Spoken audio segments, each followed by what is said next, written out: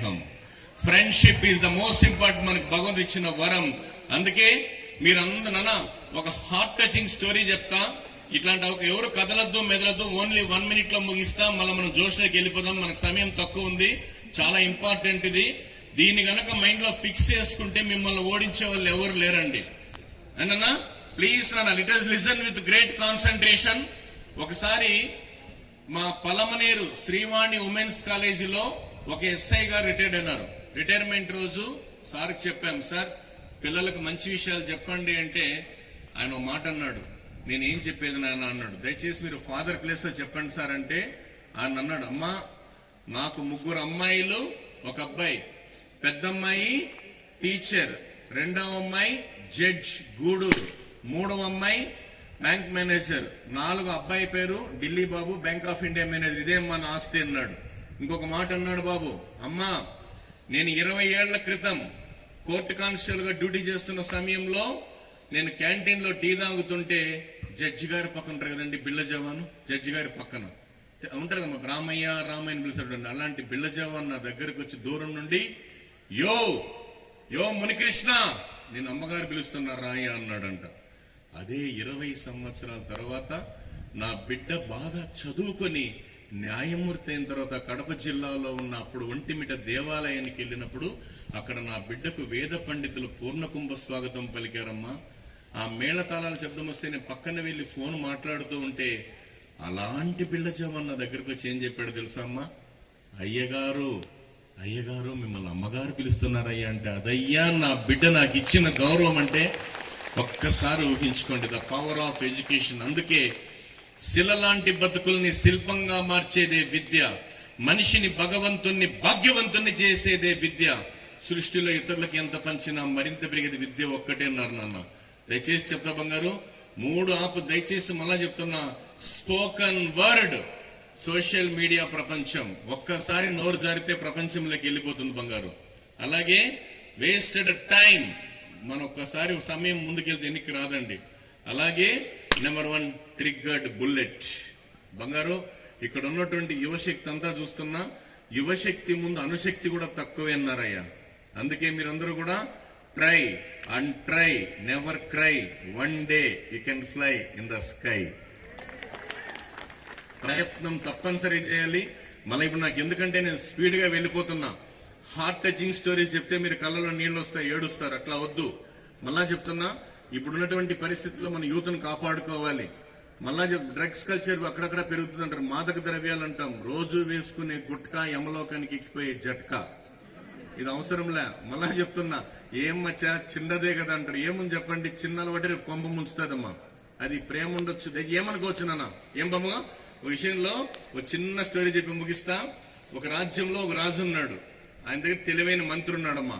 ఆయన ఏం చెప్పాడు, రాజా పొరుగు దేశం నుంచి గుర్రాలు వ్యాపారస్తాడు, మీరు అన్ని గుర్రాలు కొనండి, కానీ ఒక నల్ల గుర్రం మాత్రం కొనద్దు. నల్ల గుర్రం చూసేదానికి చాలా అట్రాక్షన్ ఉంటుంది, అది పొరపాటున దాన్ని కొనద్దు. ఒకవేళ కొన్నావు అనుకో కట్టేసి మేతాయి, దాని మీద రైడ్ చేయొద్దు. ఒకవేళ చేయాల్సి వస్తే తూర్పు పడమర ఉత్తరం పో, దక్షిణ మాత్రం పోవద్దు. ఒకవేళ వెళ్ళామనుకో అక్కడ అందమైన అమ్మాయిలు ఉంటారు, చూడొద్దు. ఒకవేళ చూసినామనుకో లవ్ లో మాత్రం పడద్దు. ఒకవేళ పడ్డావే అనుకో పెళ్లి మాత్రం చేసుకోవద్దు. చేసుకున్నావే అనుకో పెళ్ళం మాట వినొద్దు. ఇదంతా అయ్యే పనేమరా? చెప్పండి రా బంగారు, వింటున్నారా వినలేదా? ఎస్. పొరుగు రాజ్యం మరుసటి రోజు గుర్రాల వ్యాపారం వచ్చాడు. గుర్రాలన్నీ రాజు కొనేశాడు. కానీ రాజుగారి చూపు దేని మీద ఉంది? వినబడలే. చూసారా ఎంత బాగుందో? నల్ల గుర్రం. అది నాకు కావాలా. నేనెవరిని? రాజుని. మంత్రి చెప్తే నేను కొనకూడదా? కట్టి ఇవ్వ డబ్బు కంటే ఏం పోయా.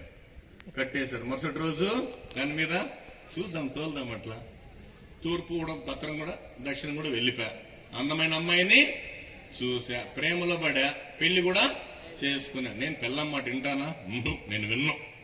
ఒకరోజు నైస్గా ఏమండి 10 మంది మనం పండితులకు అన్నం పెడదామా అనేది. మంచిదే కదయ్యా, అవునా కదా? పెట్టా. దాంతో ఒక యంగ్గా ఉన్నటువంటి కుర్రాడు మేడం మీద కన్నేసా. వెంటనే రాజుగారికి కోపం వచ్చి, నా ఇంట్లో నా కూడు తిని నా పెళ్ళానికి లైన్ వేస్తామని చెప్పి తలకాయ నరికేసా. వీళ్ళు మా భోజనాన్ని పిలిచి మావాణ్ణి చంపుతావా, నీ రాజ్యం నాశనం అవ్వాలని నీళ్లు తెలిసి శాపం పెట్టింది. అవసరం ఏమరా? పక్కనోడు కాసుకుంటా, మచ్చా ఈరోజు కాలేజీకి పోకపోతే ఏమే, చిన్న సిప్పురా, ఇంతేరా, చిన్న సిప్పు అంతే, అది నిప్పు అయిపోయా. ఏమనుకోద్దండి మామ, ఫస్ట్ చిన్న చిన్నదే తల్లి.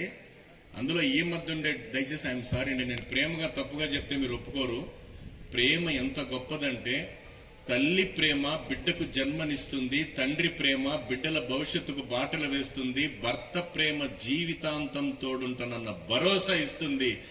కానీ మృగం రూపంలోని ఓ మనిషి ప్రేమ నీడలా వెంటాడుతుంది, నవ్వులను చిదిమేస్తుంది, కన్ను మూసి కన్ను తెరిచే లోపల క్రూరంగా ఘోరంగా ప్రాణాలు తీస్తుంది. అలాంటి ప్రేమ కన్నా కన్ని పెంచిన ప్రత్యక్ష దేవుళ్ళైన అమ్మ నాన్నల మీద ప్రేమ, తోబుట్టువుల మీద ప్రేమ, బంధువుల మీద ప్రేమ, మన విద్యార్థులకు బాధ్యతల మీద ప్రేమ ఉండాలి నాన్న, బాధ్యతల మీద ప్రేమ ఉండాలి. అందుకే చెప్తున్నా, పెళ్లి చేసే ముందు నాన్న పెళ్లి కూతురు తండ్రి ఆలోచిస్తాడు, అబ్బాయి క్యారెక్టర్ ఎట్టుండాలరా అని. తల్లి ఆలోచిస్తుంది, మనకి ఇన్కమ్ ఎంత మాత్రం వస్తుంది అని. పెళ్లికి వచ్చిన దగ్గర బంధువులు ఏం ఫుడ్ పెడతారా అంటే, పెళ్లి కొడుకు మనకేస్తేనా అని అడుగుతారు. దూరం వాళ్ళు ఏం బాబు ఏం ఫుడ్ పెడతారా, మందు పోస్తారంటారు కొంతమంది. ఈ కాలం జనరేషన్ మారింది. పెళ్ళైన మొదటి సంవత్సరం భర్త మాట భార్య వింటుంది, 2వ సంవత్సరం భార్య మాట భర్త వింటాడు, 3వ సంవత్సరం నుంచి చుట్టుపక్కల వాళ్ళు వింటారా. అందుకే ప్రేమ పెళ్లికి పునాది, పెళ్లి ప్రేమకు సమాధి అంట. లైఫ్ లో సెటిల్ అయ్యేంత వరకు, దయచేసి పోలీస్ ఆఫీసర్ గా చెప్తున్నానన్నా, మన కాళ్ల పైన మనం నిలబడేంత వరకు, మన పట్ట మనం పోషించేంత కొంతవరకు అమ్మ నాన్నల బ్లెస్సింగ్స్ తీసుకుని